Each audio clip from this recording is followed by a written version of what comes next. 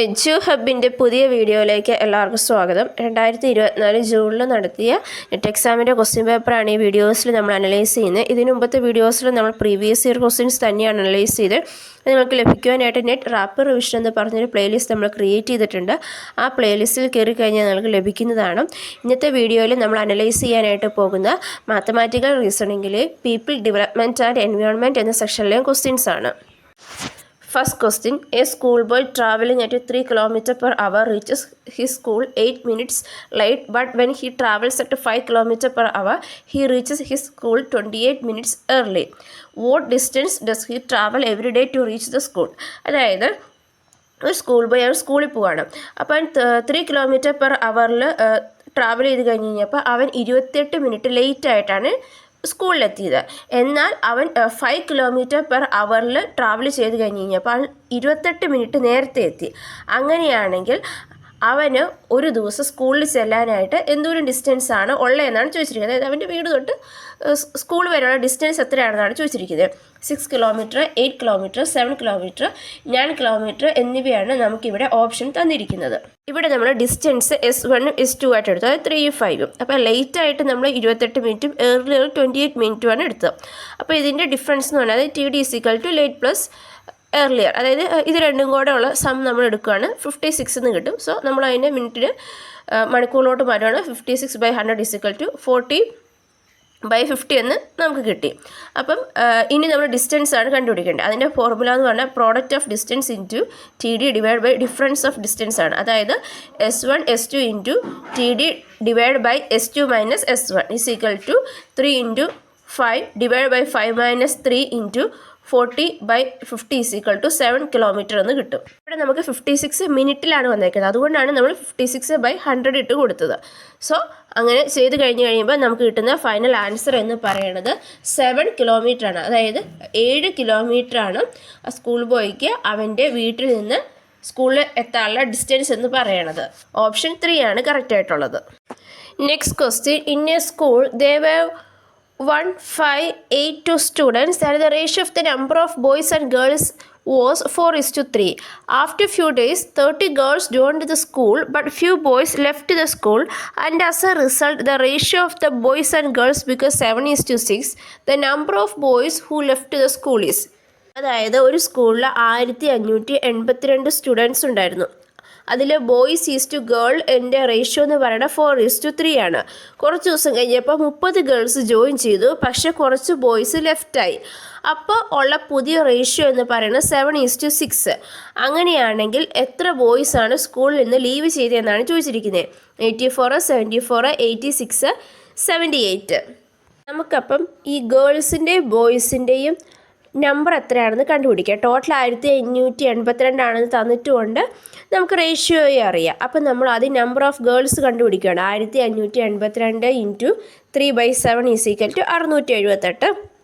Number of boys = 1582 × 4/7 = 904 എന്ന് കിട്ടി. ഇനി 30 ഗേൾസ് ജോയിൻ ചെയ്തു എന്നാണ് പറഞ്ഞിരിക്കുന്നത്. അപ്പോൾ പുതിയ നമ്പർ ഓഫ് ഗേൾസ് എന്ന് പറയുന്നത് 678 + 30 = 708 ആണ്. അപ്പം നമ്മൾ ഇനി കണ്ടുപിടിക്കാൻ പോകുന്ന പുതിയ ടോട്ടൽ നമ്പറാണ്. അതായത് ഗേൾസ് കുറച്ച് പേര് കൂടി ബോയ്സ് ലെഫ്റ്റ് ചെയ്തു, അതിനുശേഷമുള്ള റേഷ്യോ നമുക്ക് തന്നിട്ടുണ്ട്. സോ അതുകൊണ്ട് തന്നെ പുതിയ ഗേൾസിൻ്റെ നമ്പറും നമുക്കറിയാം, 30 പേര് ആഡ് ചെയ്തിട്ടുള്ളത്. So new total number = X × 6/30.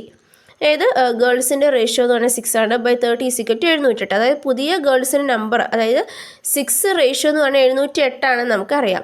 So അതിനകത്ത് X = 708 × 13/6 = 1534. അതായത് പുതിയ ടോട്ടൽ നമ്പർ എന്ന് പറയുന്നത് 1534 ആണ്.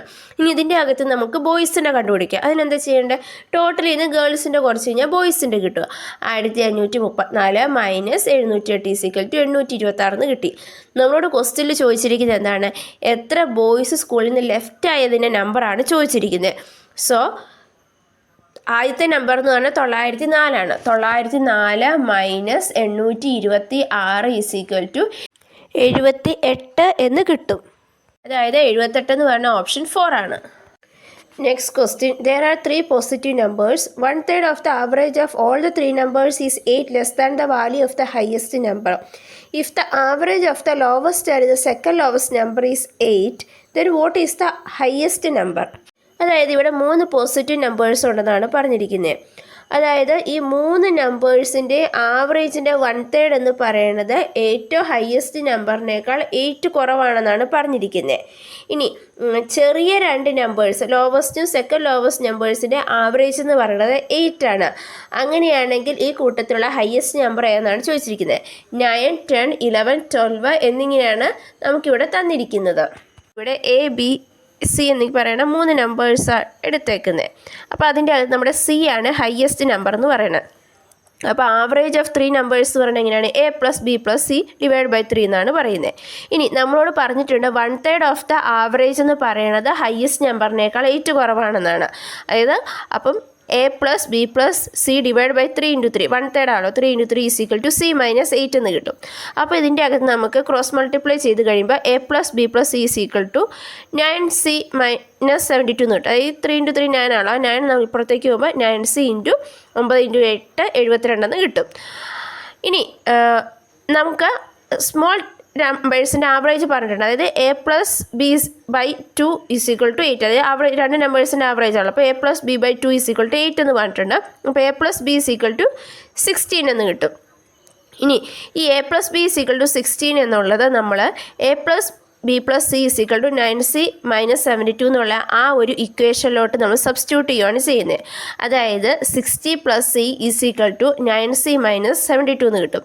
അപ്പോൾ 8C = 88, C = 88 / 8 = 11. ഓപ്ഷൻ 3 ആണ് ഇവിടെ കറക്റ്റ് ആയിട്ടുള്ള ആൻസർ. ഒന്നുമില്ല, നമ്മൾ ഒരു ഇക്വേഷൻ ഉണ്ടാക്കിയെടുക്കുകയാണ്. അതായത് A+B+C/9 = C - 8 എന്ന് നമുക്ക് തന്നിട്ടുണ്ട്. അങ്ങനെ ഒരു ഫോർമുല നമ്മൾ ഉണ്ടാക്കിയെടുക്കുകയാണ് ചെയ്തത് തന്നിരിക്കുന്ന കാര്യങ്ങൾ വെച്ചിട്ട്. അതിനുശേഷം അതിൻ്റെ അകത്ത് നമ്മൾ ആ സ്മോൾ നമ്പേഴ്സിൻ്റെയും കൂടെ ആവറേജ് ആയിട്ടുള്ള 60 സബ്സ്റ്റിറ്റ്യൂട്ട് ചെയ്ത് കൊടുത്തു.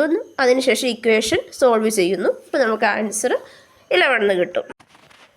Next question. A certain sum of money becomes ₹2,800 in 2 years at 20% per annum of compound interest.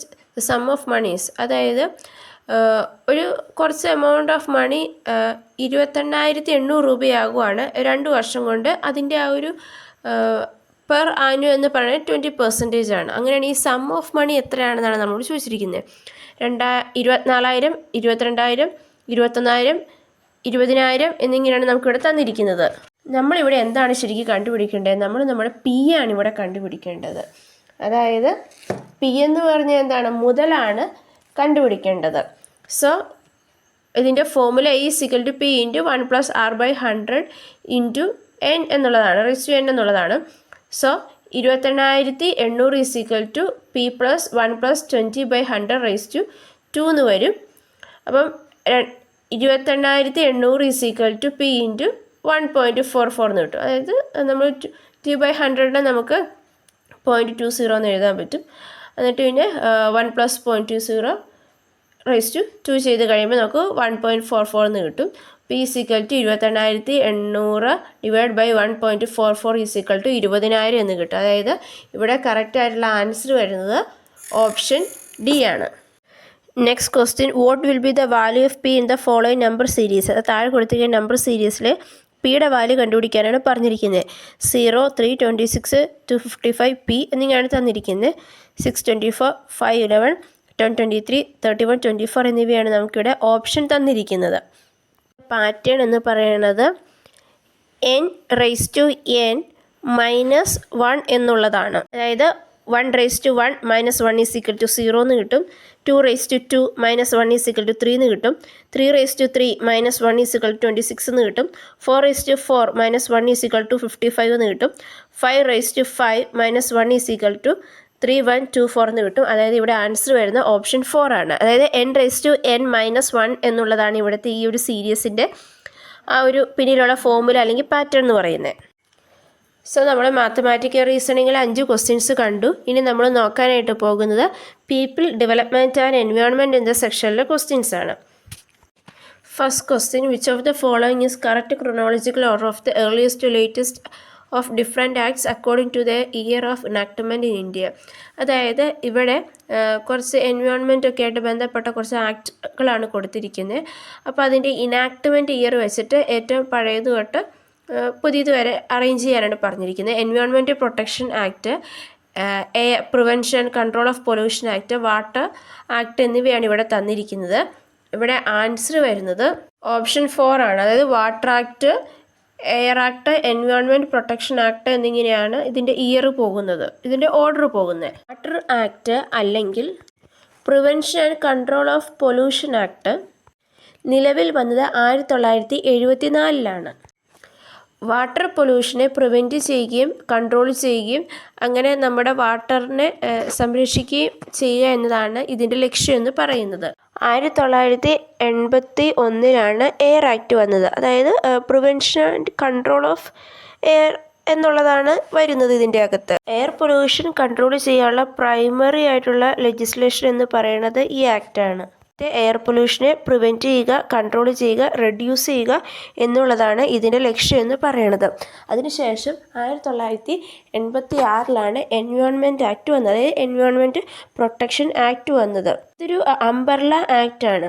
അതായത് സെൻട്രലിൻ്റെയും സ്റ്റേറ്റിൻ്റെയൊക്കെ വിവിധ ആക്റ്റുകൾ, അതായത് നമ്മുടെ വാട്ടർ ആക്റ്റുകളൊക്കെ ഒരു ക്രോഡീകരിച്ചിട്ടുള്ളൊരു ആക്റ്റാണ് ഈ എൻവയോൺമെൻറ്റ് പ്രൊട്ടക്ഷൻ ആക്ട് എന്ന് പറയുന്നത്. അപ്പോൾ ഇതിൻ്റെ അകത്ത് വാട്ടറും എയറും ലാൻഡും ഒക്കെ വന്നിട്ടുണ്ട്.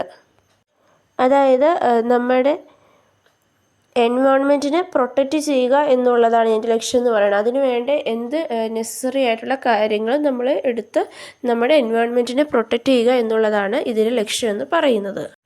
Next question, benefit of biodiesel over petrodiesel is. അതായത് നമ്മുടെ ബയോഡീസലിൻ്റെ ഗുണങ്ങൾ എന്തൊക്കെയാണെന്നാണ് ചോദിച്ചിരിക്കുന്നത്.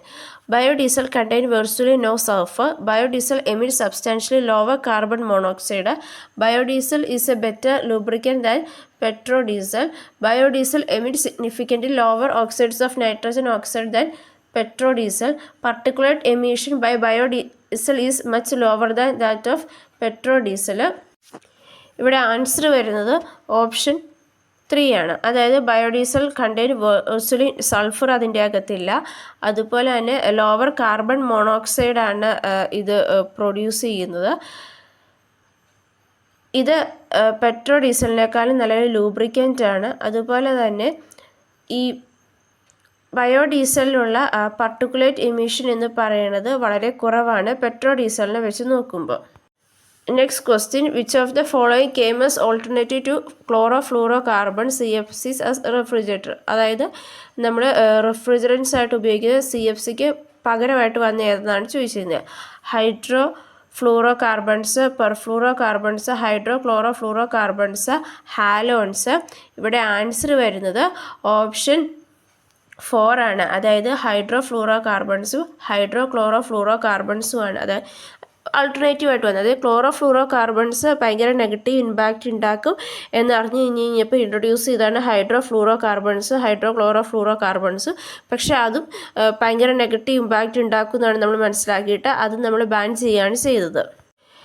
Next question, which of the following is true about over fertile lake. അതായത് ഓവർ ഫെർട്ടൈൽ ലേക്കിനെ സംബന്ധിച്ചിടത്തോളം ട്രൂ ആയിട്ടുള്ള കാര്യം എന്നാണ് ചോദിച്ചിരിക്കുന്നത്. Nitrate level decreases, depletion in algal productivity, oxygen level increases, quality of fishes produced is impaired. ഇവിടെ answer വരുന്ന option 4 ആണ്. Quality of fishes produced is impaired ആണ്. Next question, temporary hardness in water is also known as. അതായത് വാട്ടറിലെ temporary hardness എന്ത് പേര് വിളിക്കുക എന്നാണ് ചോദിച്ചിരിക്കുന്നത്. Sulphate hardness, nitrate hardness, chloride hardness, carbonate hardness. ഇവിടെ ആൻസർ വരുന്ന ഓപ്ഷൻ 4 ആണ്. കാർബണേറ്റ് ഹാർഡ്നെസ് ആണ്. Dissolved bicarbonates of calcium magnesium കൊണ്ടാണ് ഈ ടെമ്പററി ഹാർഡ്നെസ് ഉണ്ടാകുന്നത്. ഇങ്ങനെയുള്ള വാട്ടർ ബോയിൽ ചെയ്ത് കഴിയുമ്പോൾ ഈ ഹാർഡ്നെസ് മാറും. പക്ഷെ പെർമനൻറ്റ് ഹാർഡ്നെസ് ആണെങ്കിൽ ബോയിൽ ചെയ്ത് കഴിഞ്ഞാൽ മാറത്തില്ല. കാരണം എന്താണെന്ന് വെച്ച് കഴിഞ്ഞാൽ അതിൻ്റെ അത് ഡിസോൾവ്ഡ് ക്ലോറൈഡ്സും സൾഫേറ്റ്സും ആണ് ഉള്ളത്. ഈ ടെമ്പററി ഹാർഡ്നെസ് ബോയിൽ ചെയ്ത് കഴിയുമ്പോൾ മാറുമ്പോൾ എന്നാ സംഭവിക്കണമെന്ന് ചോദിച്ചു കഴിഞ്ഞാൽ ഇത് ഡീകമ്പോസ് ആവുകയാണ് ചെയ്യുന്നത്. ഒരു ഇൻസോല്യൂബിൾ കാർബണേറ്റ്സ് ഉണ്ടാവുകയാണ് ചെയ്യുന്നത്. അത് ബോയിൽ ചെയ്ത് കഴിയുമ്പോൾ എയറിലോട്ടങ്ങ് പോവുകയാണ് ചെയ്യുന്നത്. സോ നമ്മളിന്ന് മാത്തമാറ്റിക്കൽ റീസണിങ്ങിലെയും അതുപോലെ തന്നെ പീപ്പിൾ ഡെവലപ്മെൻറ്റ് ആൻഡ് എൻവയോൺമെൻറ്റ് എന്ന സെക്ഷനിലെയും കൂടെ കൂട്ടി 10 ക്വസ്റ്റ്യൻസാണ് അനലൈസ് ചെയ്ത്. ഇത് നിങ്ങൾക്ക് മനസ്സിലായെന്ന് വിചാരിക്കുന്നു. ഈ വീഡിയോ നിങ്ങൾക്ക് ഇഷ്ടപ്പെട്ടു കഴിഞ്ഞാൽ ലൈക്ക് ചെയ്യുക, ഷെയർ ചെയ്യുക. നമ്മുടെ ചാനൽ സബ്സ്ക്രൈബ് ചെയ്യാത്തവരാണെങ്കിൽ സബ്സ്ക്രൈബ് ചെയ്യുകയും തൊട്ടടുത്തുള്ള ബെൽ ഐക്കണിൽ ക്ലിക്ക് ചെയ്യുകയും ചെയ്യുക. താങ്ക്